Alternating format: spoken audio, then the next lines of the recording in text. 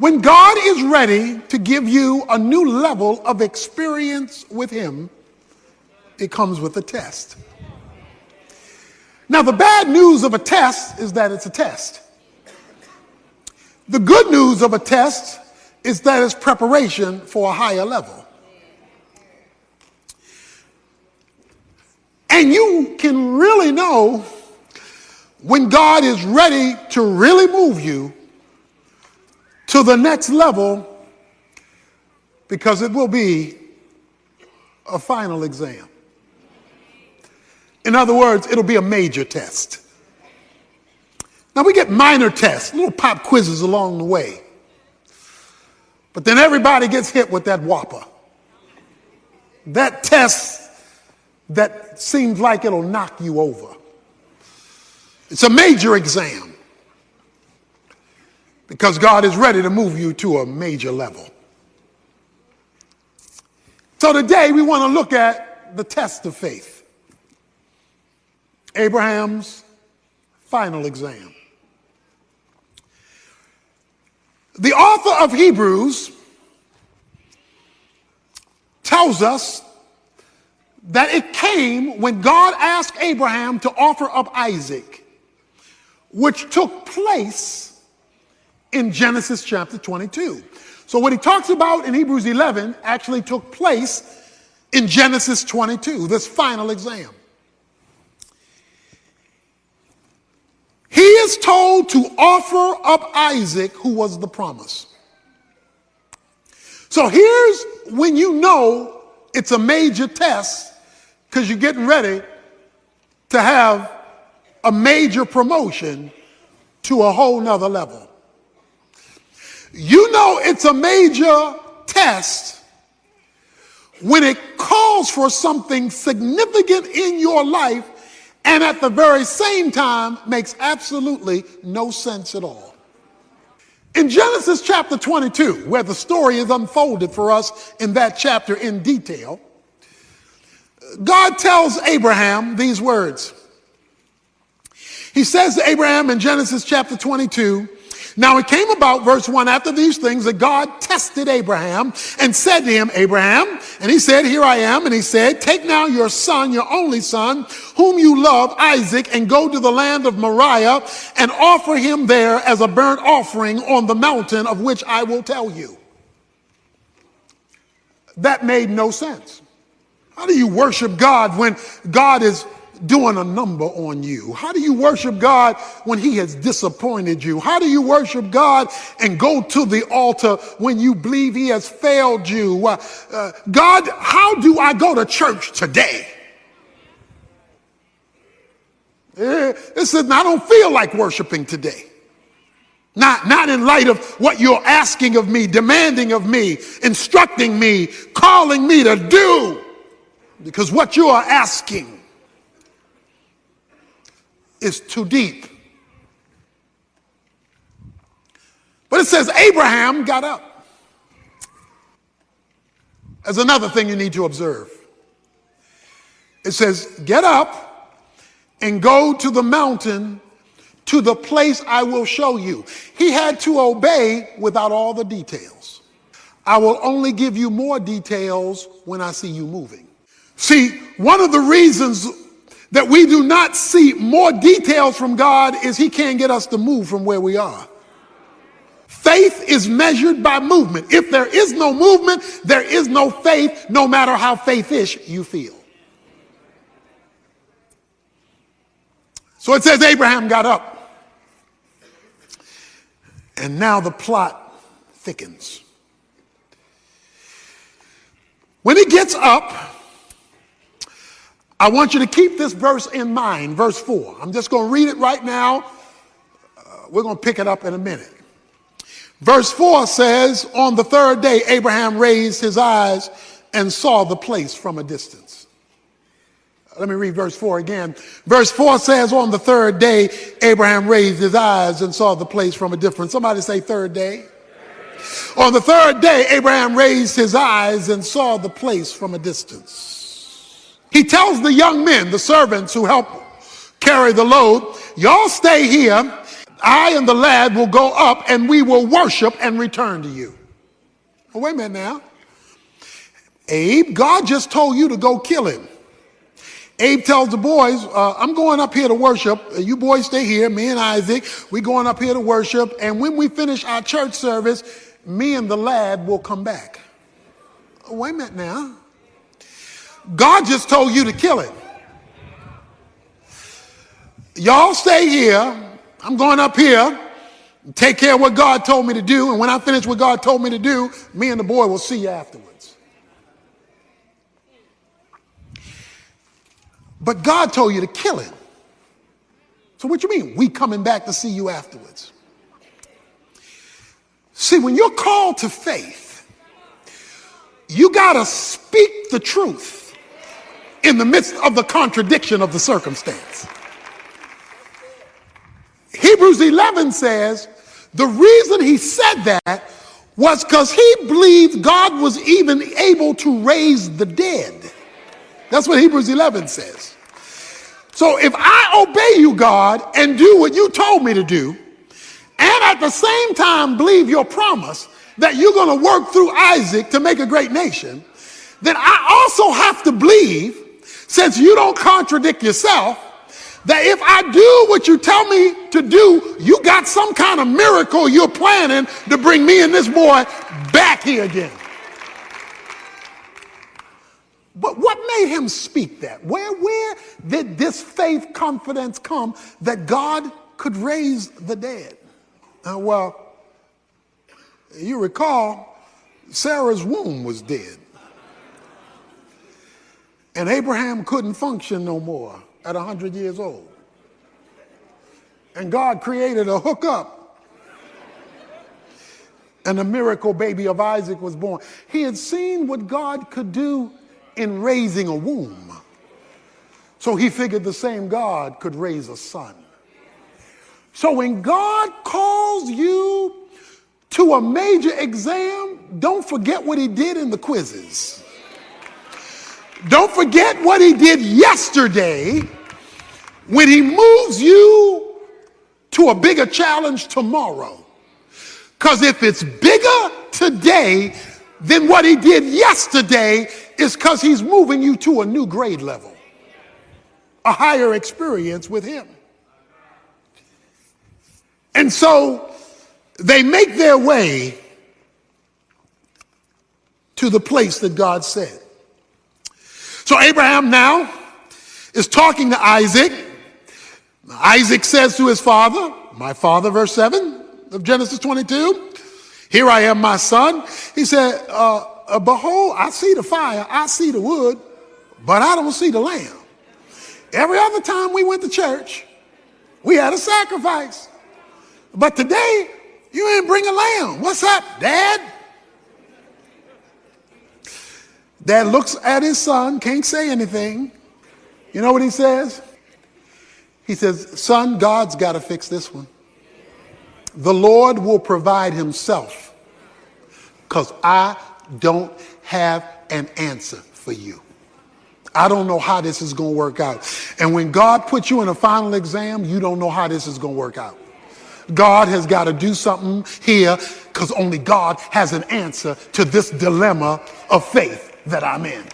Because this is a midterm or a final. This is not a little pop quiz, and it's confusing. And God's got to provide the solution. And so he takes his son up. He puts him on the altar. Verse 9, he built an altar, arranged the wood, bound his son Isaac, and laid him on the altar on top of the wood. Can you imagine what he's thinking, feeling? And Abraham stretched out his hand and took the knife to slay his son. Because guess what? That was what he was told to do. Verse 11, but the angel of the Lord called to him from heaven and said, that's Jesus in the Old Testament, the angel of the Lord, Abraham, Abraham. Whenever God calls your name twice. See, when he told him to obey, he only called his name once in verse 1, Abraham. But now in the middle of his crisis, he calls his name twice That means there's something special coming down the pike. Abraham, Abraham, and he said, here I am. Do not, verse 12, stretch your hand out against the lad and do nothing to him, for now I know you fear me, since you have not withheld your son, your only son, from me. Now, I don't know about you, but you should be having a problem right now, and it ought to be a theological problem, because God says, now I know. Oh, wait a minute, you God. You're omniscient. Omniscient means all-knowing. You already knew what I would do, because you're God. You know yesterday, you know today, and you got prophecy down. You know tomorrow. You know where I came from, you know where I am, you know where I'm going. What do you mean you only know this now? And you're an all-knowing God.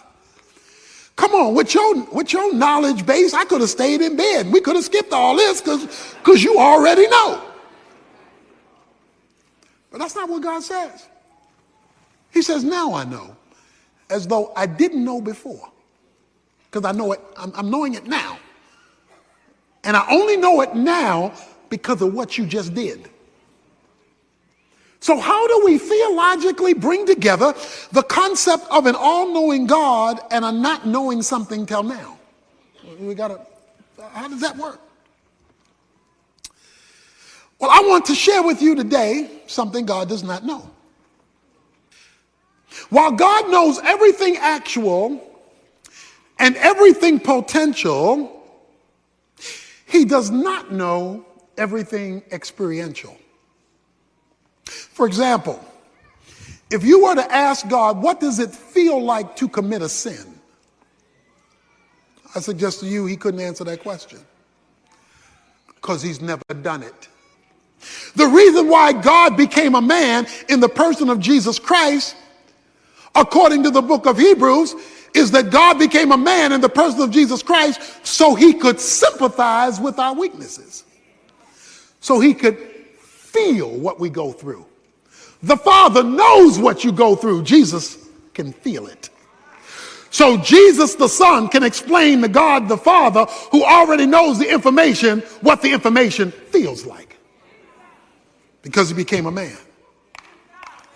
So what then is being said to Abraham at this moment? He is saying, Abraham, now I know you love me because I see it and feel it. In other words, you have now given me the experience of your love, not merely the verbalization of it. Sacrifice your son, the son whom you love, your only begotten son. Do you love me more than him? That's a final exam. When God calls forth a faith act of love so he can feel it. Now I know. Oh yeah, informationally, yes. Intellectually, yeah. But today I feel your love. And I feel it because of your choice of me over the thing you love most in life. What is your Isaac? That thing that God can't have because you're too attached to it. And God says, bring it here. We're talking about the test of faith, and we're not talking about a pop quiz now. We're talking about a final exam. Now I know. And there we have it. Watch this. Then Abraham raised his eyes and looked, verse 13, and behold, behind him a ram caught in the thicket by his horns. And Abraham went and took the ram and offered it up for a burnt offering in place of his son. And Abraham called the name of the place Jehovah Jireh. The Lord will provide, as it is said to this day, in the mount of the Lord it will be provided. God in Scripture, Jehovah Jireh. Let me talk to you about the word Jireh, provide. The Hebrew word Jireh means to see beforehand. That's a literal translation of Jireh, to see beforehand. What you get to see in his provision, you get to see it because of what he's already seen in his prevision. So he precedes what you're going to be provided. What you're provided over here when he comes through, he's already seen over here before you get to it. So while Abraham is coming up one side of the mountain,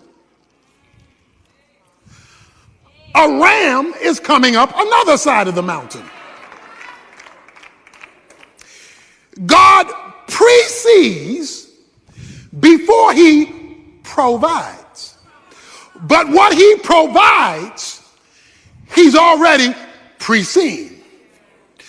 So you're going to be the surprise one, and not him, because when you're shocked by what he provides, it's only going to come because of what he's preceded. This is the quietest rams in the history of rams caught in a thicket. When a ram is caught in a thicket, it's moving and jerking to get out of being caught. This is the quietest ram in history. The ram is in the vicinity of the sacrifice because it says he looks up and saw the ram. So God keeps the provision quiet, even though he has already made prevision in advance, because he's seen beforehand what he's going to do that you don't see yet. The question, when you face this trial, is how can I move from God's prevision and get a hold of my provision? Until he completed his obedience, prevision didn't become provision. Whatever God is going to do in your life and circumstance, he has already preceded, but you won't see it provided until you have completed what he's asked you to do. Most Christians are part-time saints. They'll do a little something and wonder why God hadn't come through yet. But the question is, have you finished what he's asked you to do? So if you take 50 years to finish it, it may take 50 years for you to see his provision. If you delay obedience, you delay prevision becoming provision. And in James 2, when it talks about faith, it says, by faith, Abraham was justified by works when he offered up Isaac, and he was called a friend of God because he was willing to believe God against the backdrop of the ridiculous. God says to him, verse 15 of Genesis 22, then the angel of the Lord called to Abraham a second time from heaven and said, by myself I have sworn, declares the Lord, because you have done this thing and have not withheld your son, your only son. Indeed, I will greatly bless you. I will greatly multiply your seed as the stars of heaven and as the sand which is on the seashore, and your seed shall possess the gate of their enemies. In your seed all the nations of the earth shall be blessed, because you have obeyed my voice. He says, Abraham, I got it now. I got it. Because you've obeyed my voice in the final, in this tough thing I've asked you to do, I got it from here. I'm going to swear by it.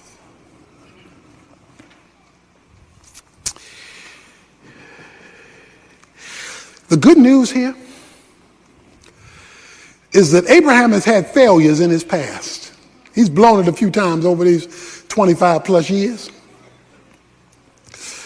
God just gave him retesting. Some of us are here today and we've been retesting. God says, I'll wait till you pass. Because I want to give you an experience with me. You want the provision. I want the experience. Give me the experience of your commitment and I'll show you what I can do with rams caught in the thicket, waiting to move when I tell it to.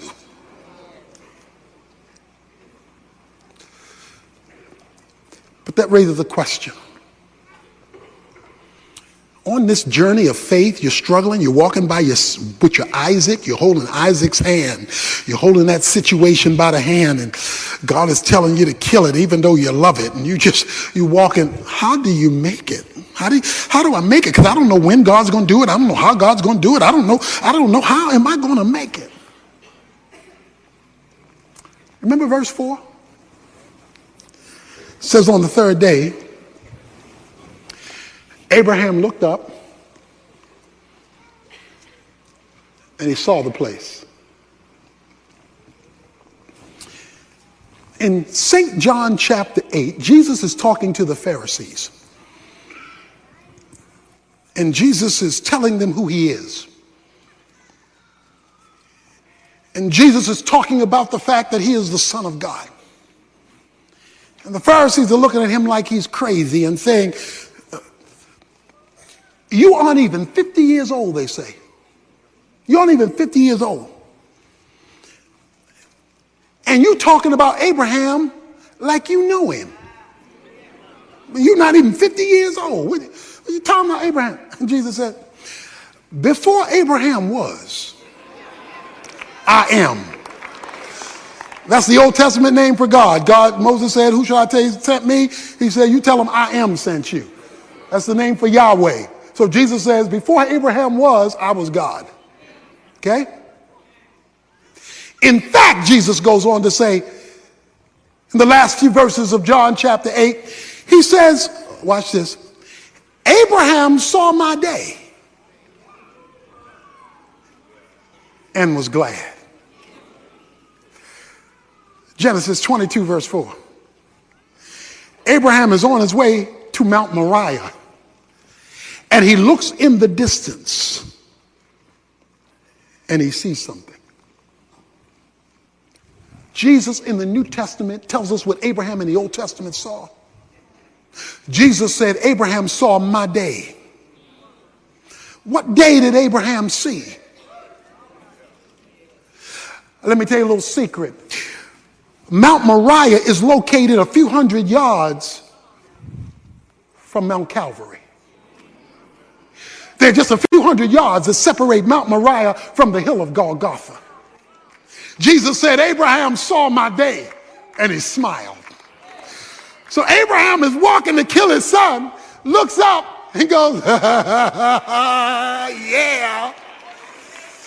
He says, Abraham focused on me. And while he kept his eyes focused on me, that's why Hebrews chapter 12, verse 2 says, looking unto Jesus, the author and finisher of your faith. It says, while you're on your journey, in your final exam, keep your eyes on Jesus. Because if you'll focus on Jesus, he'll get you up the mountain of your exam until you pass the test. Don't look at people, they'll discourage you. Don't look at circumstances, they'll flip the script.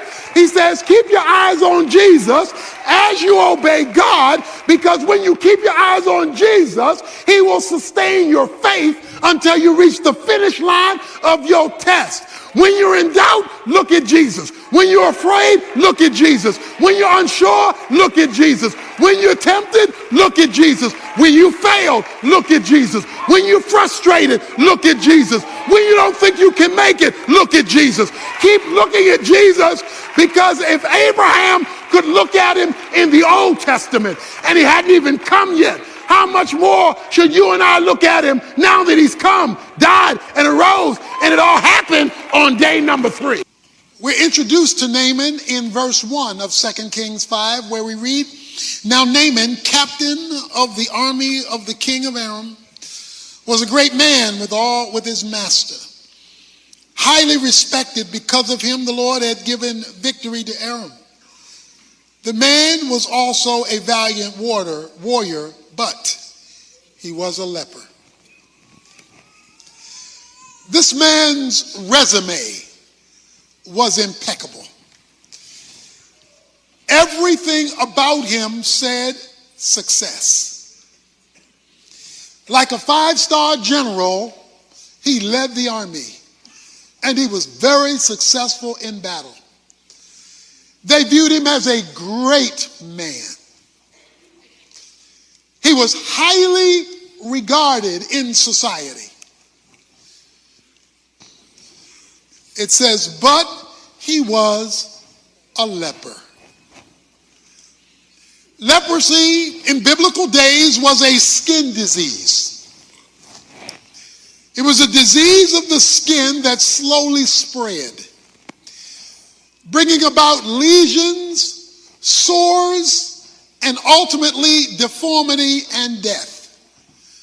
For leprosy was an incurable disease. In spite of his education, he's a leper. In spite of his notoriety, he's a leper. In spite of his financial success, he's a leper. In spite of rewards, plaques, accolades, and recognition, he's a leper. Because leprosy affected all of you, things are popping out on your skin, they're eating your skin away. Slowly and surely, you know something's wrong with him. It not only affected Naaman physically because of the breakouts all over his skin that was eating his flesh alive, it affected him relationally because leprosy was a communicable disease. It was contagious. So if you got too close to him, you could catch it. And so you were, as the disease progressed, you had to stay away from him so you would not also become a leper. That meant he couldn't interact normally with his family or friends. After a while, it would be too dangerous. And that's why you even see in the Mosaic Law, when a person with leprosy came around, they were told to say, unclean, unclean. They were castaways after a point because they were dangerous. This man was a leper. Something so wrong that it messed up everything that was so right. And there was no cure. It was incurable. So he is both simultaneously a captain, a conqueror, and a castaway. Most importantly, leprosy is tied to something going wrong spiritually. This man with everything right has one thing wrong, messing up all that is right. What is your leprosy? What is that one thing in your life that is messing up all the good stuff going for you? Maybe you're successful in your career or with your finances or with your educational achievements. Maybe you can hand out a resume that is impressive, but there's that one thing that you dare not put on it. Because it's just messing you up. It's keeping you up at night. You cannot function like you should be able to function. Because there is this leprosy, this incurable situation you can't fix. That was Naaman's reality. That was his scenario. He had the but phrase, but he was a leper, the footnote on his life, affecting everything. Well, we're told in verse 2 that in one of his battles, he captured a little slave girl. The slave girl from Israel went to Naaman's wife, her mistress, verse 3, and says, I wish that my master were with the prophet who is in Samaria, then he would cure him of his leprosy. She told Naaman's wife, if we could get your husband, my boss, down to Israel to the prophet Elisha, I believe Elisha could change his leprosy situation. She was a little girl. She was a nobody in terms of her position in life and her age in life, but she knew somebody. She had a hookup and a connection that could change this man's world and this man.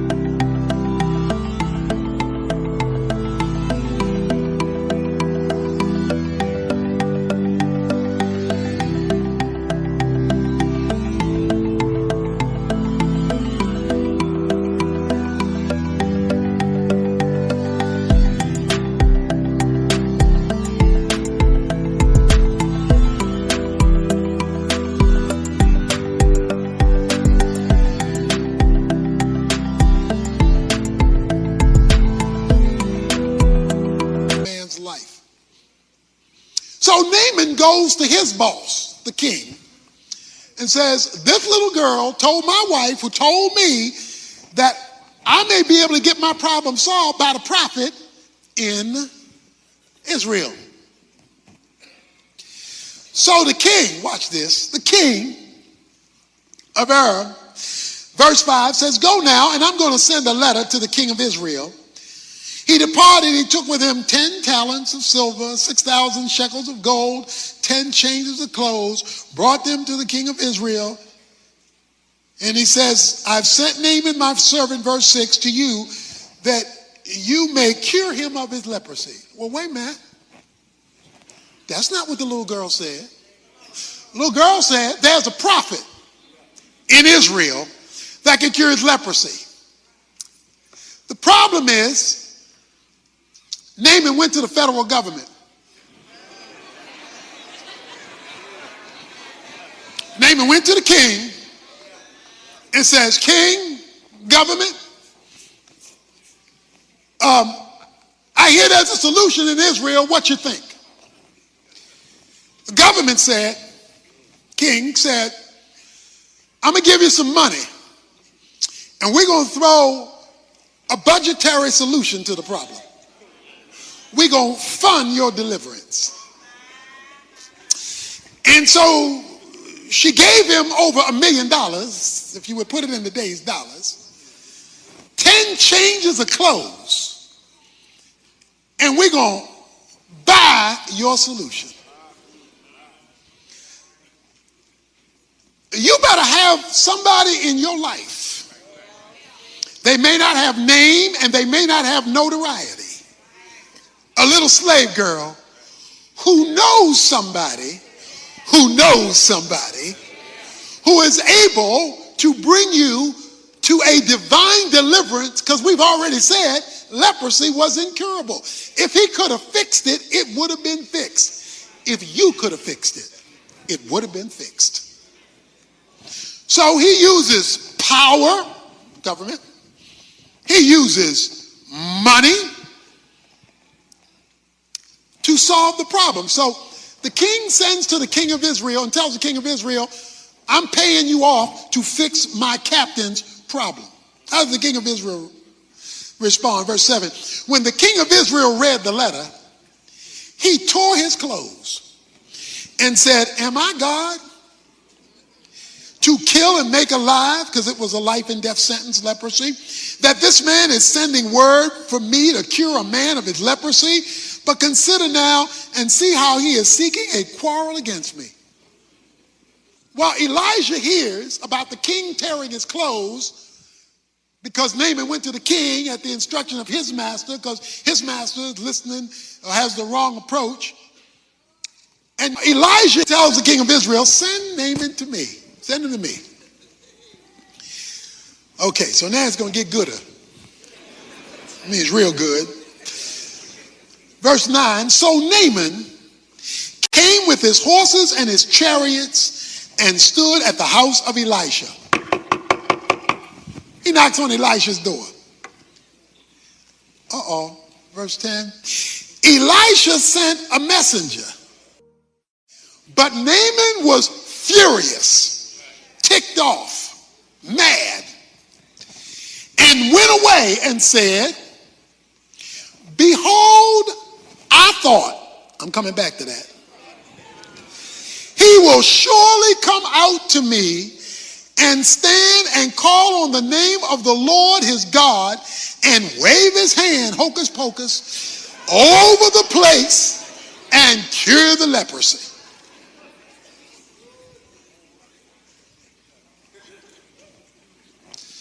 The end of verse 12 says, he went away in a rage.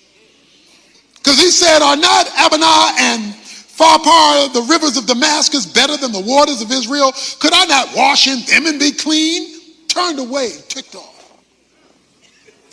I am not just Naaman, I'm Captain Naaman. Elijah, you don't know who you're dealing with here. So, he says, there are two rivers in Damascus. Verse 12. They got these two rivers in Damascus and they got clean water. Wait a minute, Naaman, let's get something straight. Didn't you come here because you dirty? I mean, you got all this pus coming out your skin. You got all these sores on under the skin. You came here because you dirty. So watch this. The reason why Naaman had issues with the Jordan is because he didn't understand the Jordan. See, for him, it was a dirty river. But for Elisha, it was the place where God did miracles. It was Joshua with the priest stepping in the Jordan that let the folk flow over on dry land. It was Elijah and Elisha at the Jordan where miracles took place. If he only understood the Jordan, then he would have seen more than mud and more than dirt. He would have seen that's the place where God shows off. But see, if you don't know where God shows up, you're going to bring your edumacation. You're going to bring what your professors say and think. You're going to bring what the world's perspective is. Well, if it was that good, you wouldn't be incurable. It would have been dealt with a long time ago. Yeah, God lets us be in situations that no man can fix so that you got to deal with him on his terms. So his servant comes to him and says, verse 13, my father, had the prophet told you to do some great thing, give him another million, give him this, give him that, would you not have done it? How much more than when he says, go wash and be clean? If he'd have given you something hard, you'd have gladly gone and done it. He'd give you something easy, and now you're going to fuss and cuss and get mad at the prophet. So, verse 14, he went down and dipped himself 7 times in the Jordan. Watch this. According to the word of the man of God.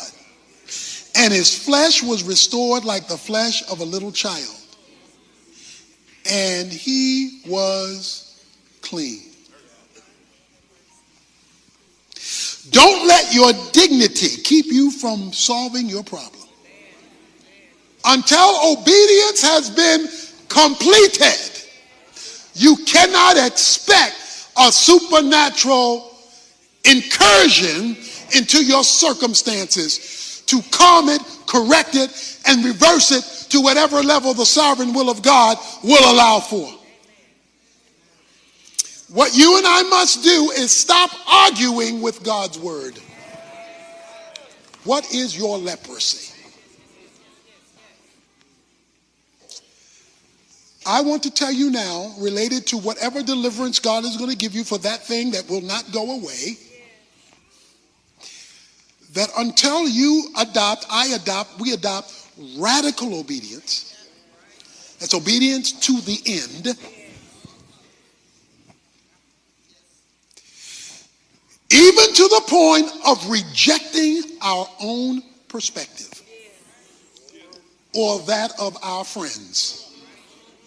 You'll not see God. His flesh, verse 14, became like the flesh of a little child. Whoa. Okay, don't read that too fast. Wait a minute. He came to be delivered.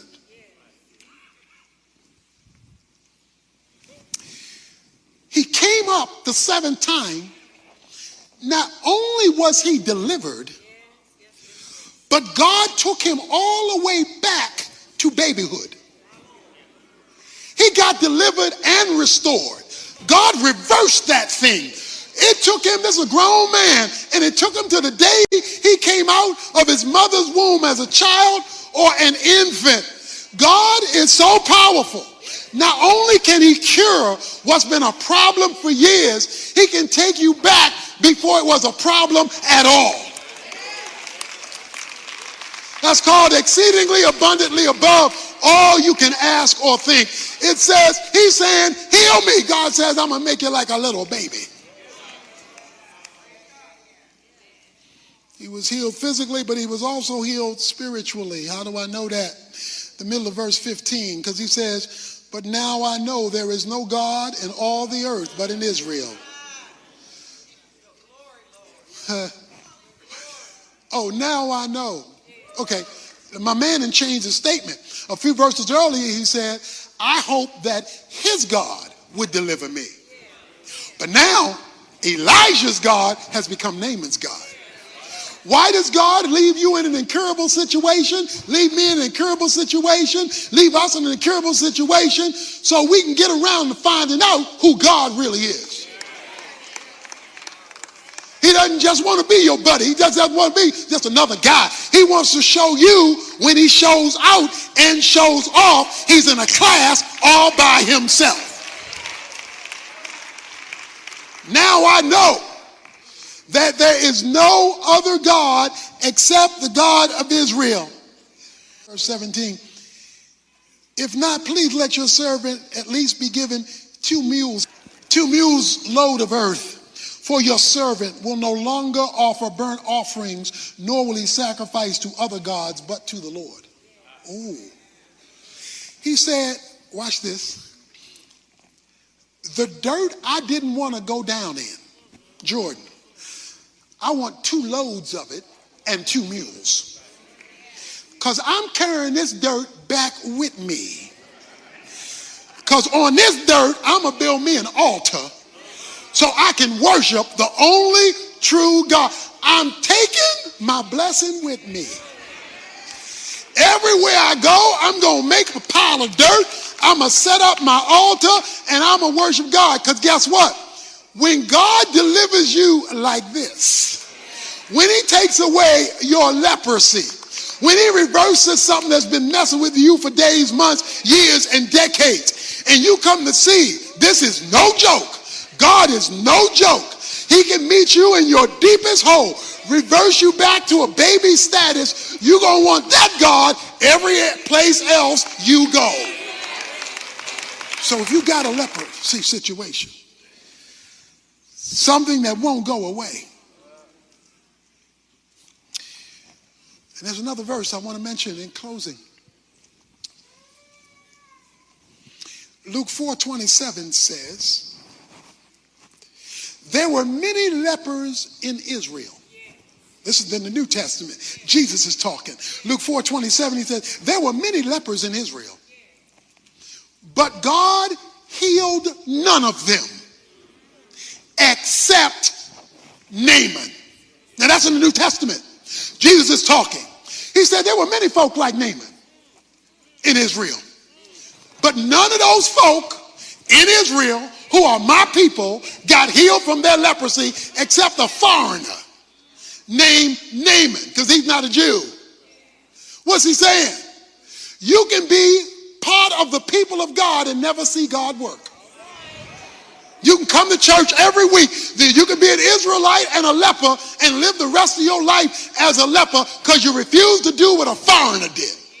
A foreigner bleeds God, tell the end, got a miracle. The folk in church worship God, got nothing because of their unbelief. We have in our community a lot of places that clean things. We have cleaners that cleans clothes. We have car washes, it cleans cars. We've got hair salon, it cleans messed up hair.